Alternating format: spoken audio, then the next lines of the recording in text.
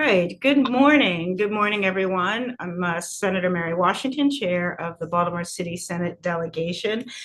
This morning, I'm calling the meeting of the Baltimore City Senate Delegation to order. This morning, we are having elections briefing. There's lots of conversation about elections, and so we thought it'd be an opportunity, and we have one coming up. A primary coming up, and of course a general election coming up.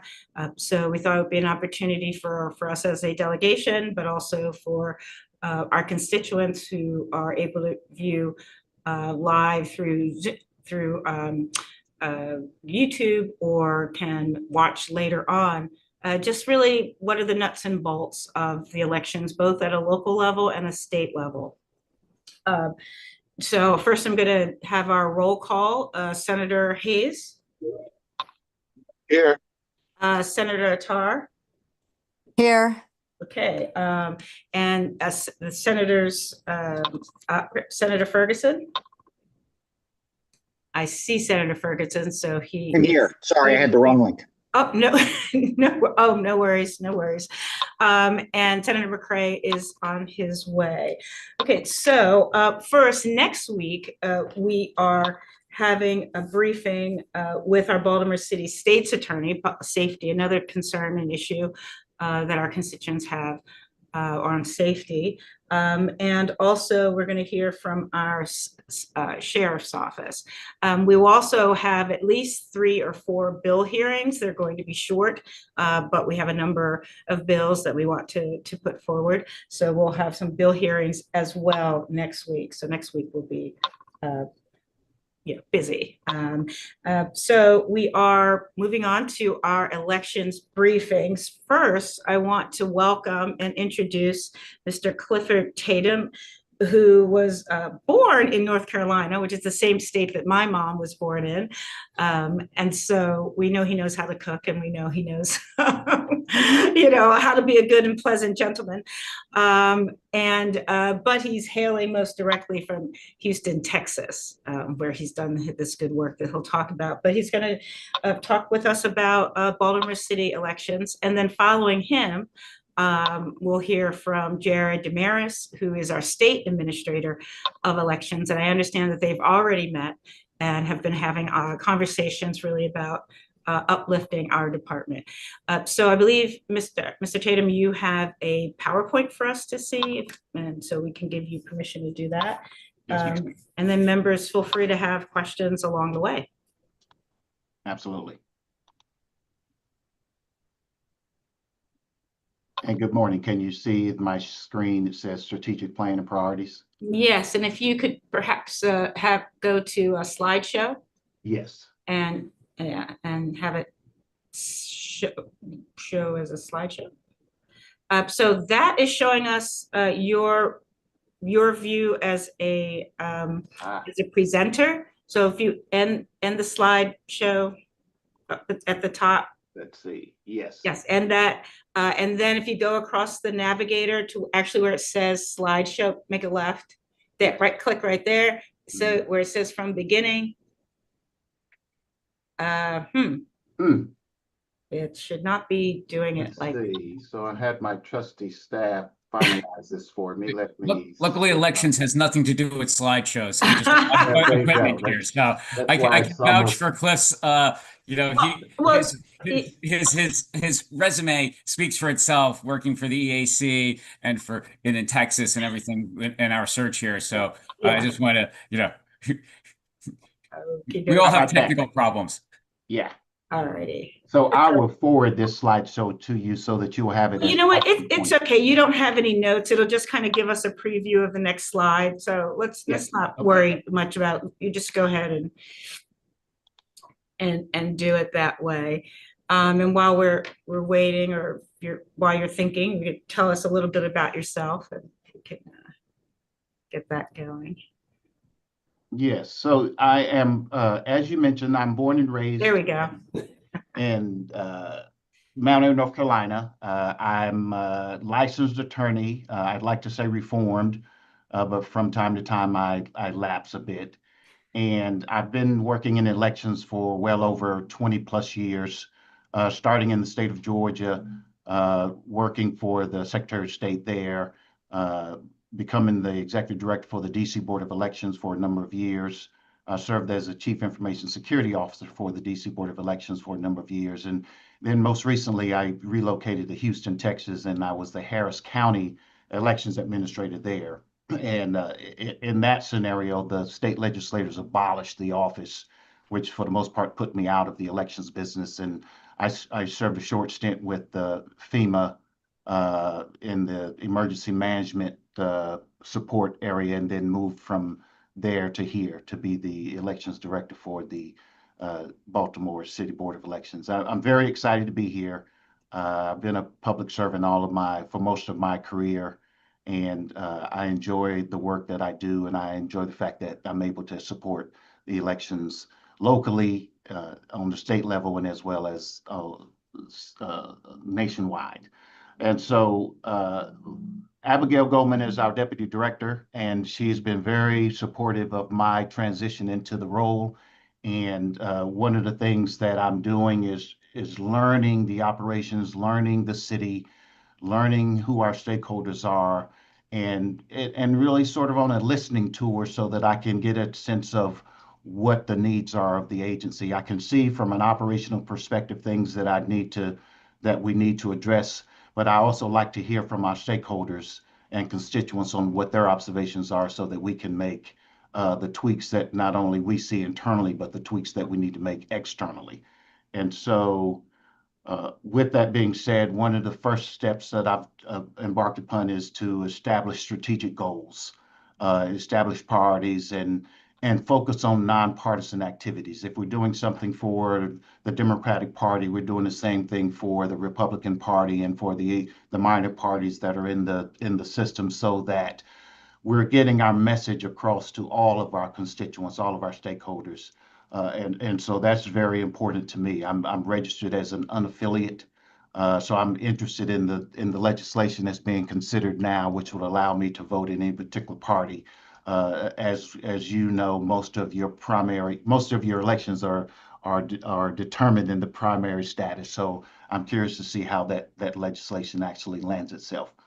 The strategic goals and the goals that we've established is to establish an outreach and voter education program. One of the things that I've heard from some of the constituents that I've met with is that we haven't done a very good job of doing outreach and implementing a voter education program. So we're taking steps to improve the office's footprint in that particular area.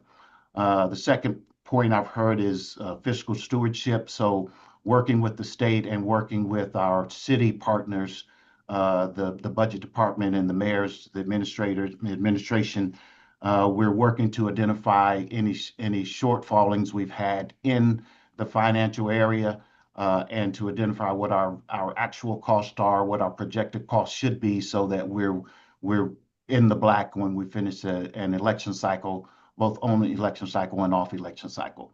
And of course, operational excellence. What does that mean, and how do we accomplish that? And so for me, talking to the different departments, the different leaders within our agency to understand what we do, how we do it, and why we do it that way, and then to make some tweaks in the short period of time that we have between now and the election, just to shore up where we are, understanding that there's no really significant changes that we can make to the process now, because we don't want to be a disruptor. We want to be an enhancer. So working to make sure that our staff is being accountable, that we're following SOPs, we've created SOPs, and that we're able to demonstrate our work. And that's very important to me, is showing our stakeholders, here's the work that we're doing, here's why we're doing it, and hopefully it will help you in the process of getting out to vote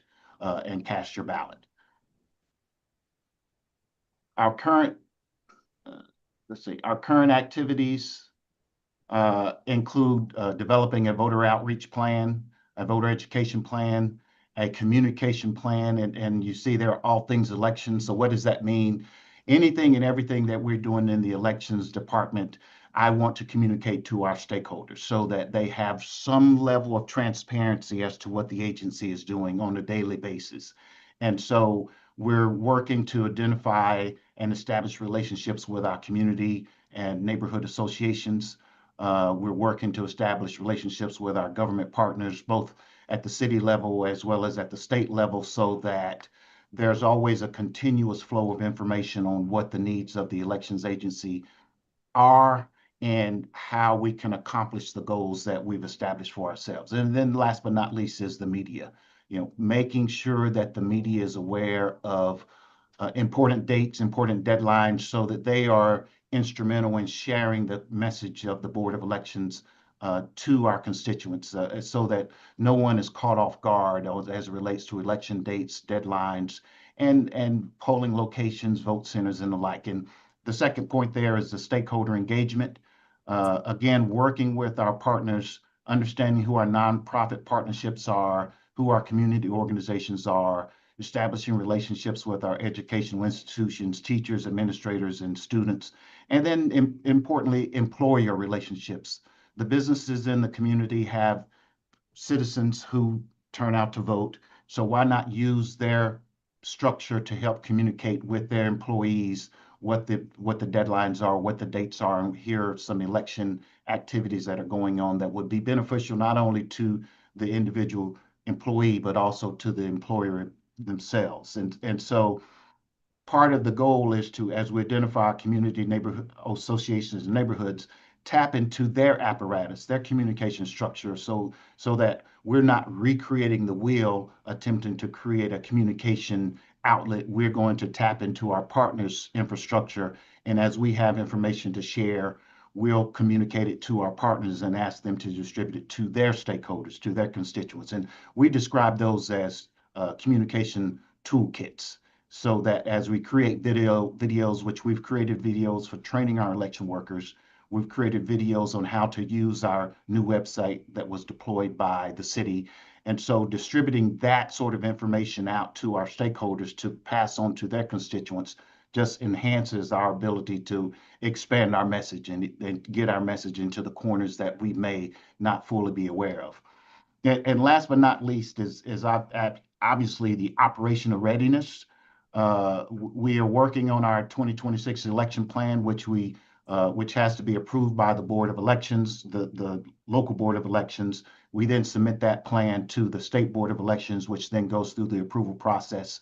And so we've had our early vote center locations approved by the State Board. We've had our drop box locations approved by the State Board, and we're working to finalize our polling precinct locations to be approved by the State Board. And what that means is that, as you know, we have 295 political precincts, and those political precincts are assigned to physical locations. And so we have to identify where those physical locations are for each of the precincts and identify what the plan is for those precincts that share a physical location, how we educate the voters as to where their physical location may be. And then the last but not least, of course, is the mail-in ballot process. As you may be aware, there was recent legislation that required us to notify permanent mail-in ballot registered voters who hadn't voted in the past two general election cycles. So we sent a letter out to those folks that removed them from the permanent ballot list, but not from the voter registration list. So they'll have to submit another application to get back onto the permanent mail-in ballot list. So those are some of the priorities that we're working on right now. The internal operations, we are working hard to recruit 2 full-time staff, a warehouse manager to support the warehouse and logistics efforts as it relates to elections management. As you're aware, we are I'm jumping ahead of my slide. We're recruiting for an outreach coordinator because we don't have an outreach coordinator, and the goal there is to have someone that will focus primarily on interacting with our stakeholders, with our nonprofits, with our government partners, so that there's a continuous line of communication going to and fro from all of our stakeholders on what's going on, all things elections. And then, of course, for seasonal recruitment, we're recruiting election technicians, we're recruiting election judges, We're recruiting election trainers. And then last but not least, we're looking at administrative reorganization. And that, of course, won't take place during the election cycle itself. But as I assess all things operations in the office after the election cycle, beginning of 2020 fiscal calendar year 2027, we'll look into some administrative reorganization that we believe will align the agency in a much better, much more efficient position to be more effective in managing elections. I'm sure you all have heard about our infamous warehouse facility here in the city. I refer to it as the 1932 bunker. It is in fact a dilapidated building that is not safe for our employees, but it is where we are right now, and it will be what it will be through the election cycle. We've been working with the city administrator and with the state administrator to identify warehouse space. The location that we thought we were going to move into or sign a lease on within the last calendar year turned out to be a little more financially overburdensome than the city was prepared to meet. So we've scrapped that idea and we're going back to the drawing board to identify locations that will be suitable for moving not only the warehouse, but also the administrative office into a single location, which is part of the regulations and the focus that the state board has been supporting for all of the election jurisdictions in the state. So to that end, I'm working with the budget department here at the city to conduct a study to identify options, the feasibility study of what's best for the city. Is it a purchase existing property? Is it building a new infrastructure? Is it leasing a property? And then, of course, all of that requires some sort of funding source to pay for whatever we believe the best option is here. Obviously, I shouldn't say obviously, but we believe purchasing an existing property or building an infrastructure is long-term the best solution for the city. But there could be short-term goals of jumping into a short-term lease while we're building or purchasing something and building it out to what the board needs it to be. But also part of that funding source is identifying nonprofit and stakeholders within the city, within the state, who may have some funds that the Board of Elections could tap into to help us expand our footprint into outreach, into building infrastructure, into all things elections for the citizens of the city of Baltimore. And last but not least, and Jared may touch on this a bit, is the voting equipment. We are in the phase of acquiring new voting equipment. As of this year, the state has finalized a new e-poll book solution that will be deployed to us from the state to the city. We will, in fact, today I have to submit what we believe the exact number of e-poll books units will be that the city would like to receive from the state. Of course, there's a financial obligation that the city has to pay to acquire our e-poll book solutions. The state is currently in an RFP process, a request for proposal, and evaluating a new voting system solution. And we understand, and Jared, I'm stealing your thunder there, but we understand that the state may be in position to provide an update to you about when that new voting system will come into existence. And last but not least, there's also the voter registration system that the state is pursuing under a request for proposal solution. And we anticipate all three of these components of the voting system to be updated within the next 2 to 3 years. And we're excited about that. And so we'll do our part in supporting the state administrator to ensure that the city's in a position to support its efforts and to support the voting efficiencies for the city of Baltimore. And with that, that's my last slide. Thank you for your attention to the matter, and I'm open for any questions you may have. And I think I submitted to you all at the beginning of the year a 100-day report from my office so that you could have an understanding of what the first 90, 100 days looked like for me to transition into the position and what I focused on and what we've established as some short-term, long-term goals. So I'm always open to your office's call. I'm open for your call, and I'm happy to provide any information I can to you at any point in time. Thank you so much. Well, thank you, Edie, Tate, for that extensive, well-planned, view of our path going forward, where we've been. Could you? I know I noticed that the Abigail Golden, or maybe there's some other people on your team that you'd like to introduce or reintroduce or recognize. I don't know if. Yes, Abigail, I think the majority of you are familiar with Abigail Goldman. She has been the deputy director for the agency for a number of years, and she was serving as the acting director for a short period of time after the passing of the former director. And so, Abigail, I'm not sure if you're in a position to come on, but she's been very instrumental and helpful in my transition. And we in the segue for between identifying a communication coordinator, several staff members have been tapped to support our outreach effort, and that's David Lucas, Caroline. Don't remember Caroline's last name, and apologies for that. And a few other folks that are stepping up to conduct outreach activities as we've been requested to participate in events right now. So we're very fortunate to have folks that are committed to the process. Absolutely, absolutely.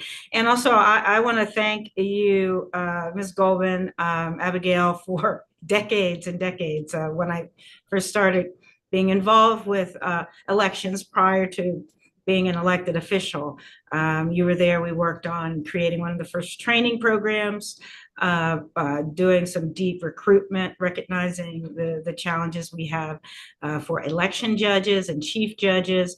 So we're grateful for your, stewardship, over all these years. And so I've noted, I'll give you an opportunity to say anything or make an observation before we take questions. Yeah, I just want to thank you for all you've done, and it's always been a pleasure to work with the delegation. And if you need anything and Cliff is not there, you come right to me and we'll handle it. Great. It's been a pleasure. All Thank you. right. Senator Ferguson. Thank you, Madam Chair. Mr. Tatum, it's a pleasure to virtually see you and to have met you previously. We are very excited for your administration and the energy that you're bringing to the Board of Elections, and we greatly appreciate it. And thank you, of course, Ms. Goldman, for your great work, and I'm glad that the partnership is going well as you all transition into the next generation of Baltimore City Board of Elections leadership. Quick question.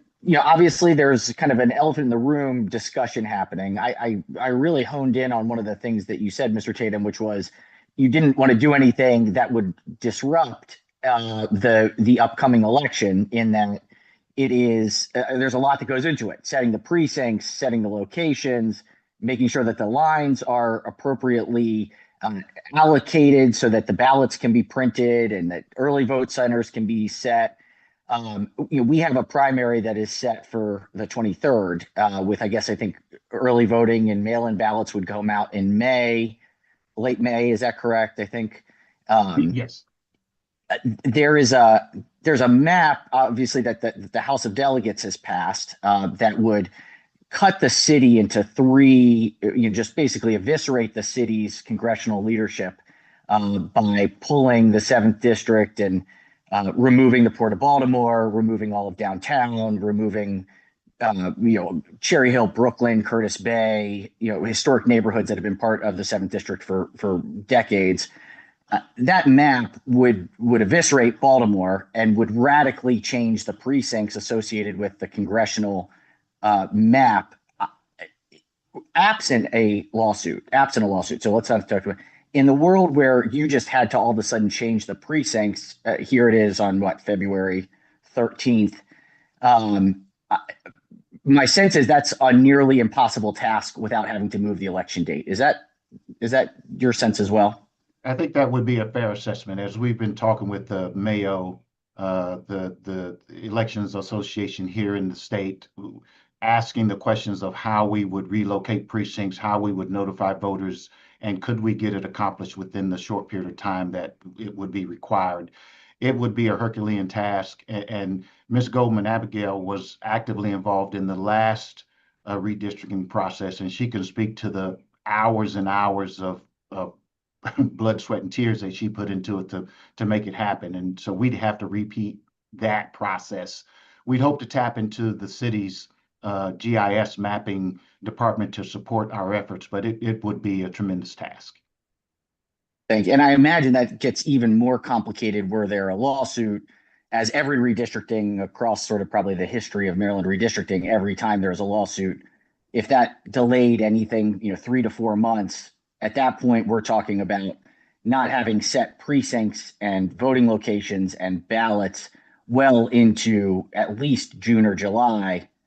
And you would need at least, I would imagine, 100 to 120 days to then run a primary election. Is that a fair assumption?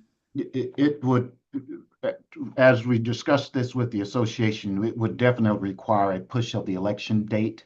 I'm not sure what window of time you all as the legislators would decide that would be. Of course, the office would do everything we could do to meet whatever deadlines are established, but it would be a tremendous feat. Senator, I think I see Administrator Demeritus wanting to pitch in. I don't know if he wanted to pitch into your answer as well, since we're there. Sure. I just wanted to just make a different note here too. The president mentioned about May being when we deliver the ballots. We actually have to certify the ballots on April 20th. So that's even a closer timeline there. And the MD voter system that the statewide voter registration database, which would be moving everyone, is over 20 plus years old.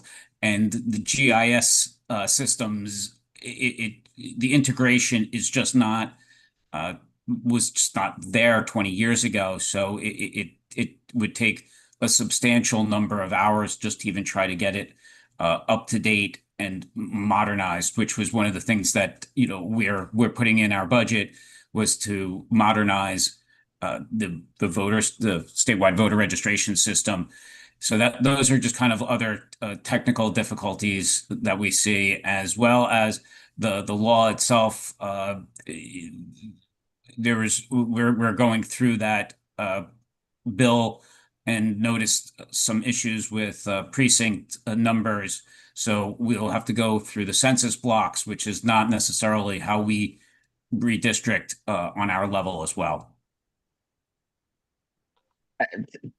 Thank you, Madam Chair. Thank you for adding that in. I would just say, at a time when we see a federal government that is, having the director of national intelligence go down to Florida to try to look at the 2020 ballots and is using any excuse ever to throw doubt on our democracy and the stability of our elections, Maryland then sort of being a part of that by throwing our primary cycle and general election into chaos would only seemingly further the fight against the fight to save democracy. It would sort of put the city in the crosshairs, I would suspect, of putting an impossible task on top of a elections administration that is doing everything right up to today until we threw chaos at them. And so I just want to thank you both and thank you, Ms. Goldman, for your dedication. I'm looking forward to working with you all and appreciate the work and time that you put in every day to make sure that democracy is front and center. So thank you, and thank you, Madam Chair. Absolutely important. There'll be a question that I'll have about the attempts to nationalize our elections. But after Senator Hayes, who, by the way, this was Senator Hayes's idea. He first introduced me to Edie Tatum, and it was his idea for us to have this briefing. So thank you, Senator Hayes, and please feel free to ask your questions. Oh, wow, sure. No, thank you, Madam Chair, and thank you, Director Tatum and Jared for coming on. I've always had a great deal of concern as it relates to like our readiness on election day. We made significant strides. I think COVID helped push more people to mail in ballots and drop offs or whatever, but there's still a significant amount of Baltimoreans that prefer to show up on election day. But undoubtedly, every time on election day, there's always a building that's inaccessible or a handicap ramp that's not accessible or whatever. So I'm curious, and it appears that in the past, we've essentially taken lists from the previous year, cut and paste them, and authorize them. But there's a lot of changes in our school system facilities. I just got off the phone with the chief of facilities of schools today, where they're dealing with significant, extensive moat issues and other things that's going on. So I wonder, like, in addition to just having a list and going off of what we've done historically, has there been some real conversations about the various schools and other places that we use as polling places? Have there been inspections of these places to make sure not only where we're facilitating the election, but also the other things like handicap accessibility and those ramp? I never forget down in the Sandtown Winchester community, the entrance to the polling place was perfect. But what the Board of Elections did not realize was the handicap ramp had been soldered shut. It was literally sealed shut, and people couldn't get up the handicap ramp or whatever. So I wonder, to what extent are we verifying that the locations that we have are accessible to the public? Great question. So thank you for the question, Senator. We have, since my joining, well, as I came into the office, I understood that we have identified a young man who is actually primarily focus on polling place accessibility and assessment. So as we go out to a physical polling location, we conduct an ADA assessment. We conduct a schematic layout so that we don't leave it to the judge on how to set up the polling location itself, but we actually give them a diagram that they should follow to set up the polling location and to make it as efficient as possible. As we go through new locations, we of course are updating those as we go. As it relates to our older list of locations, we are working our way through that list.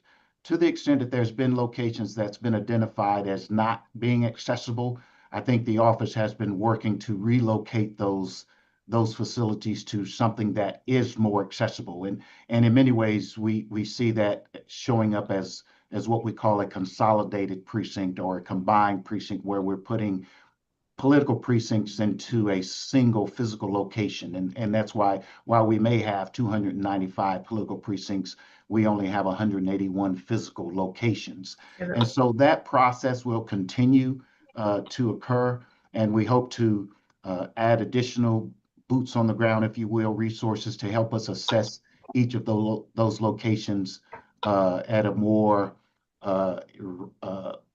continuous basis. My goal is to, as we conduct outreach, it becomes establishing a relationship with these entities, not only during the election cycle, but off election cycle, so that we're continuously keeping them in the loop and being updated on what the status of their facilities are. So just as an instance, we just received notice last week that there is an elementary school that has mold, and it's going to be shut down for remediation purposes. And it is one of our election day polling locations. And so we're working with the DGS to understand the timeline of when that facility will be remediated and whether or not we'll be able to get back into it. And if we aren't, then we have to find something that's adjacent, within close proximity to that physical location, so that we can notify the voters, here's where you should be. And whatever that adjacent location would be, we would go out and conduct the ADA assessment and conduct the interior assessment to make sure that it's suitable for a polling location. But I've made a note to make sure that we are focusing on any facilities that's been identified as having challenges to determine whether or not how we can remediate those challenges. Thank you. Thank you. I think I'd like to let Jared Demarinis maybe do your overall Sure. the state of Well- the state with regard to elections, because clearly this is a joint discussion. So I just want to give you an opportunity to talk, sort of about the statewide, and then we can Sure. back into our joint interests. I just you. wanted to follow up on the senator's question there too. So I just wanted to let him know that all these polling place plans are also debated in front of the local board of elections. Notices giving out to stakeholders before those debates occur. So, everyone has the ability to then weigh in and tell the local boards whether or not these facilities are accessible or not. Then additionally, if they're approved by the local board of elections, the polling place plans, then it goes to the state board. Again, the stakeholders in a public meeting there, they can tell us that these facilities maybe not be ADA accessible, or that, and we would then we can reject the plan and have basically then Cliff and the team would have to go out and find a new location within 15 days. So that's kind of I just wanted to let you know that there is ability for public comment to come into it and to help us change or move polling places and precincts around as well for that. No, I appreciate that, Jared, and I'm sorry I cut out for a minute, Madam Chair, but Understood. hopefully there's some coordination with city schools who manage a lot of these facilities. Most of the entrances that we use for the elections are not entrances that are used on a daily basis by the school itself. And so the school system may be aware of, not having sufficient electricity that could power the machines, or, whatever it may be. So hopefully we're just doing a little bit of extra more due diligence to make sure that the facilities are definitely capable of hosting the elections. And we've had some new facilities, especially recs and parks, that have opened. So we might want to explore some of those as well.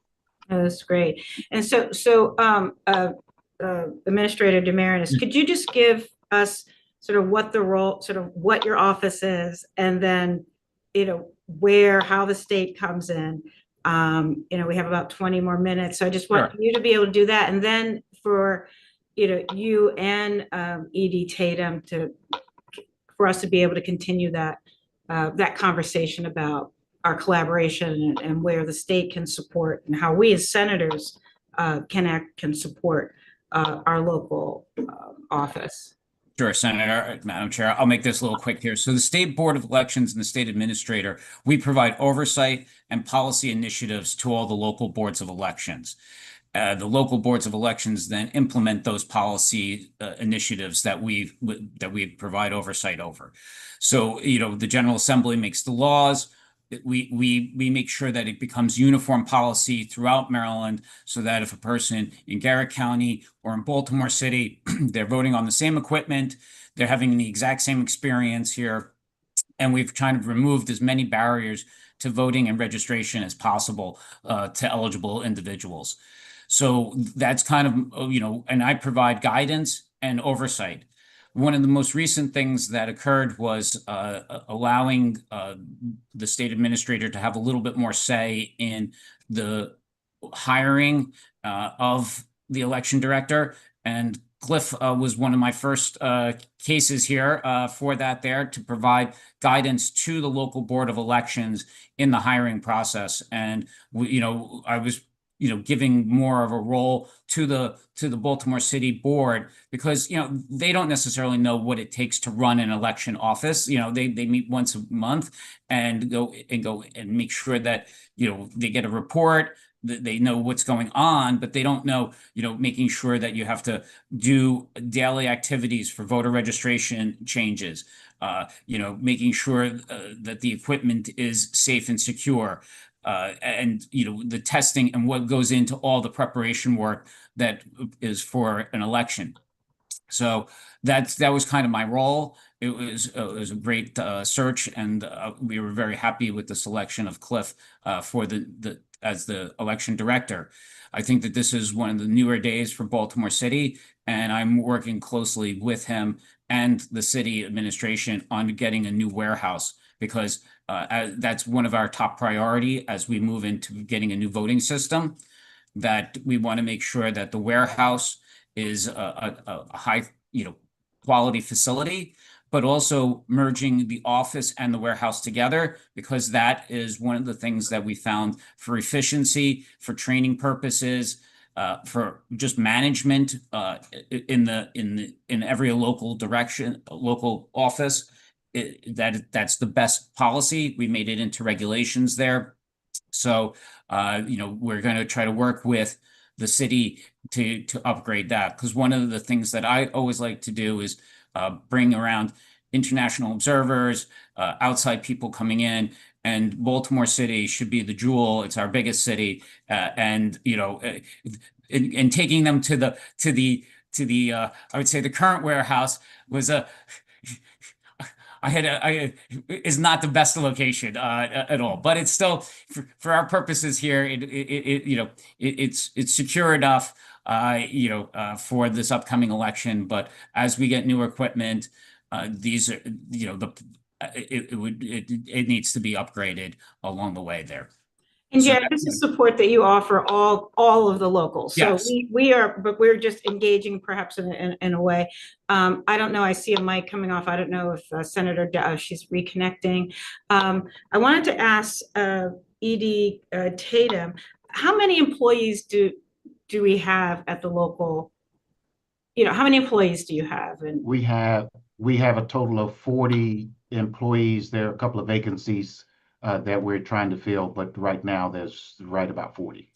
And I guess compared to other voting populations of our size and other places, I heard you mention about needing to hire more, et cetera. Would you say our sort of staffing level, and I don't know if this is something that the state can also support in assessing truly what is needed to fully operate at the best level? Yeah, I can answer that question first, and then I'll pass it on over there. I think that in the past, some of the positions were, I would say, contracted out with additional support to help Baltimore City versus other locations that have it more in-house. And I think one of the things that I like to have is more in-house personnel, and because then it creates more of a pathway and more transitions to have, so that when people leave, there's not a loss of knowledge as it goes out the door, because then you have a person, there's redundancies and backup and mitigation plans there, rather than just with contracts. And I think one of the things as we're working together, because it is a state agency in a sense, they're all state employees. So we're going to work with Baltimore City in creating and developing those pins. So the positions themselves are funded by the city, but everyone is a state employee. It's this hodgepodge of a situation here. So we work very closely with them and try to create new positions and look for, I would say, making sure that there's redundancies and working with them on the MS-22s. And Edie Tatum, I'm assuming that was your observation in coming in as well. That is correct. The size of the office is, the number of employees of the office is about right. The question becomes, are people in the right seat to provide the most effective support to the operations? And some of those seats have been filled by contractors, which in my mind needs to become more internal to the operation. And then shifting some focus on what some of the tasks are. As you go into an election cycle, I'm accustomed to bringing on temporary staff to support the small footprint that we have. And so part of the question becomes, well, what do you do when it's off cycle? What are all these people doing? Well, we're preparing for the next election. So you don't want to swell too big with a permanent staff, but you want to have the right size permanent staff, and you want to bring on the right number of temporaries to support the permanent staff's efforts. Absolutely. Senator Hayes. No, thank you, Madam Chair. To piggyback on that and then go to another, I'll throw out two questions. One, I know there's been, for elections in the past, there's been mostly a contractor has ran those elections. Do you anticipate that be one of the things that shifted to permanent staff in this upcoming election or maintain the status quo? And then as far as early voting, we have a location that is kind of new to early voting at Baltimore City Community College. I know you're going to get an outreach person or whatever, but I wonder if there could be ways that we could, I know there would be a mailer coming out, but if there's other ways we could think about being creatively and letting people know that that's a new opportunity that's available for folks. And maybe that's through marketing. Is there a marketing kind of, do you have a marketing budget or plan or whatever, other than the mailers of the sample ballot or whatever that's sent out? No, we don't per se in the budget itself, but what I'm looking for is to try to figure out where there's some dollars in the budget to do just that.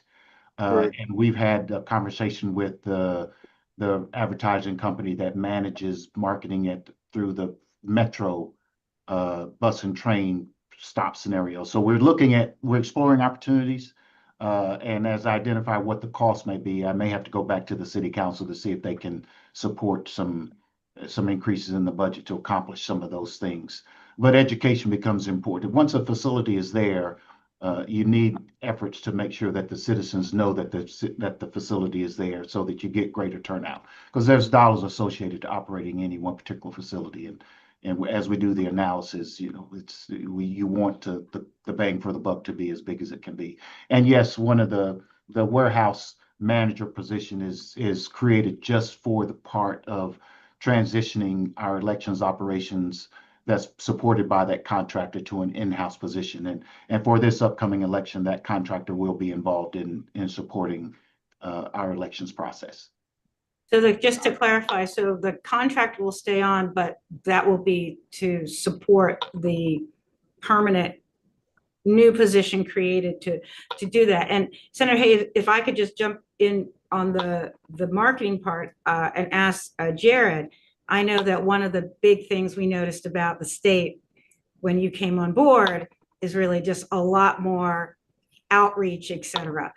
So clearly that should or is part of the, your budgeting. So are those options available at the local level, and how can we support Director Tatum's need in that space? So again, their budget is also, they go to the city. It's kind of the strange little things here. But yes, so I work with the executive director, the election director there for the budget and making sure that, they do outreach. So I try to do it on the statewide level, Okay. and then they will, let me know of their outreach efforts on a city level, and sometimes I'll be able to go out there and try to promote and help those efforts as well. But we work in tandem together for those to reach as many voters as possible. Yeah. So Senator Hayes, maybe we can help with. Yeah. Go ahead. Follow. Yeah, because I didn't understand your answer, Jared. Does that mean you're gonna give us money or no?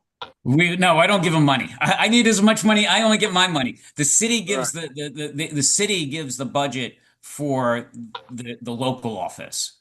Right. Is there anything preventing the state for allocating money to our local office?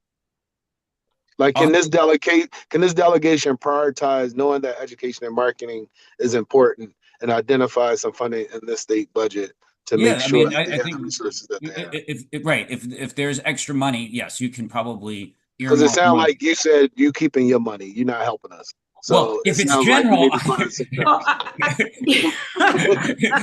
it's general money, I help out everybody. It's more. He's going to help everybody. So it sounds like it's quite possible that part of the role of the state is to notify local people about changes within its election. I think I understand that, Senator, as a possible legitimate eligible expenditure by the state. Would that be correct? Right. Yeah. I help out. My outreach effort is for all across Maryland. All Marylanders. All Maryland. What's your second question? Right. Yeah. I got you. I think, Madam Chair, Mr. President, and my colleagues on here, I think because we haven't had so much turnout, there is a need as Yeah. the directors already recognized, for greater education. So if at all possible, even in a tough budget year, Yeah, that we can identify something, I Yeah. think that it would be helpful to support yeah, local efforts. And also, Edie Tatum, I know you're new to Baltimore, but one of the organizations that traditionally the board may not have worked with, that I would encourage you to work with, I sit on the board of Visit Baltimore, and their entire purpose is to market in Baltimore. So they have some marketing expertise. One of the more non-traditional ways that they've been very effective at getting folks' attention, especially with the younger population, is through these local influencers.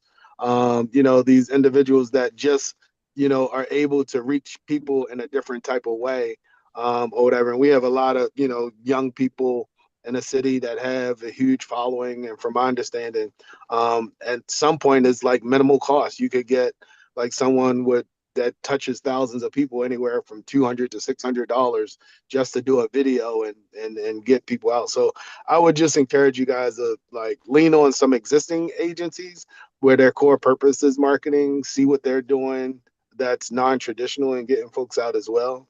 I don't understand this influencer business. I feel like I'm a little more older that it's outside, but it works for those people that are into that type of thing. So well, I think thank you, Senator. I think Edie Tatum, I think you're hearing that you have a big number of folks that are behind you, have been waiting to be able to be invited and participate and support, the important work. This is the true work of protecting our democracy, this day-to-day the day-to-day grind of making sure that ballots are protected, that we have enough chief judges, that when people go to vote, that they are able to vote. That's truly how we're able to protect Marylanders and our city. The last two questions I have, which I think we would absolutely need to follow up on, would be issues around cybersecurity. Right. So the ways that the numbers are transmitted, that is want to make sure that you all have the the money, the supports, the technology to engage the cybersecurity. Also, looking at ways to protect, we have passed legislation about deep fakes and robocalls and telling people the election is over and all those types of things, making sure that as you look through that we're able to support. So this question about the nationalization and trying to come in and take away local power, are these things that you're considering and you need us to support? So I guess I'll answer that one first, and then I'll pass it over to ED there. So the answer is yes on that one there. I mean, especially the deep fake portion of it, we've seen that, done with the robocalls in the past to basically suppress voter turnout. This is not something that's new to Maryland. It's just this would be a new technology to try to suppress the vote. So yes, that is something that is very important to me, and making sure that we have the right tools to have that. And I think that was one of the better bills, because it took a look at my mission, which was making sure voters can vote and going after the viralness of it as quickly as possible, and then making sure that the bad actors would be prosecuted later on as well. So that one was a very good one there.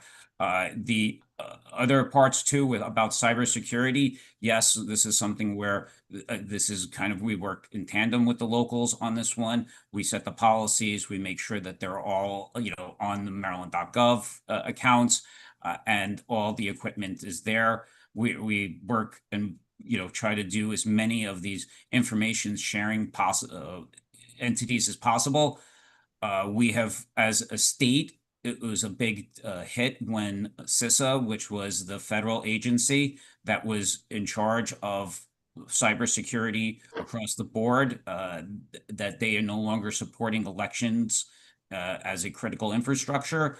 And they have changed their mission 100%. So yes, we're a little bit scrambling on our protections, but we're relying on on our other agencies here to talk to us and let us know about phishing attacks or any of that, and making sure that everyone is up to speed on cyber awareness as employees as well. And then finally, the last part there, you talked about the nationalization of elections. I released a statement about the nationalization of it. The president has no authority to nationalize elections. The other part of that, which wasn't as announced, was some of his former campaign workers and everyone else was talking about using ICE agents at polling places, and that is a concern for me. Okay. We have the ability to talk about 100-foot zone there, but outside of that, we have limited authority. The part of that is talking, I take the idea of intimidation or harassment very seriously. Maryland has a robust mail-in ballot program that is safe and secure. And if any voter feels that they are going to be harassed or intimidated by going into the polling place, that they should not basically they can utilize that option as mail-in voting. That's a viable option for them. They shouldn't be disenfranchised because they feel intimidated. Yeah, and we can fight back against Trump in that way. And Edie Tatum, you as well. You're aware of that, and the CISA lack of support and not considering us as local critical infrastructure. Your concerns, and I'll just give you an opportunity to sort of have last comments if there aren't any other questions. So the city IT department supports our infrastructure, and we're also on the state's network. So there's a collaboration between the state and the city to ensure that all of our networks are safe. We get the cyber assessments from the city itself through the testing, through emails. They test our staff on a frequent basis to make sure we're not clicking on fake business. And of course, we rely on the state as it relates to how we will respond to deep fakes. And when information is shared, we'll make sure part of our response will be to get that information out to our stakeholders to submit out to their constituents. So it's more than one channel of communication to address these particular type of issues. And the last, what are some important dates? Like when's the last date to register to vote, et cetera? Can you just leave us with that perhaps? Okay, so I guess the big one here right now is April 24th is the last day to become February 24th is the last day to file as a candidate. So that's that's the big one there. So you can see who's running against everyone there on that date there. The other one here is the close of advanced registration is June 2nd. And I say advanced because that's when you can also do party affiliation deadline. That's more important there. It's for that. If you're not registered to vote at that particular time, we have same-day voter registration that starts June 11th, and that goes through June 11th through June 18th is early voting with a June 23rd primary election. Also having same-day voter registration. So if you miss and if you haven't registered to vote, you can register to vote during early voting or on a primary day. But you cannot change your party affiliation if you're an unaffiliated voter. That date, in order to change to a Democrat or a Republican, is June 2nd. Great. Well, I think this won't be the last meeting, Edie Tatum. We are, again, on behalf of the delegation and the city, again, I will just welcome you. We're very excited to be your strong partners in all of these ways. I think we've learned about some areas where we as the state can support you as your city delegation. And also, Jared, some things that I think I happen to sit on the committee that has oversight on elections. And so you've raised some important issues there. Any questions for the good of the order or any announcements? Okay, if not, I'll take a motion to adjourn.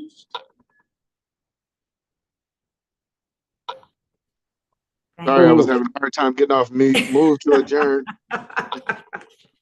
Second, okay. So moved. Thank you all so much. And again, thank you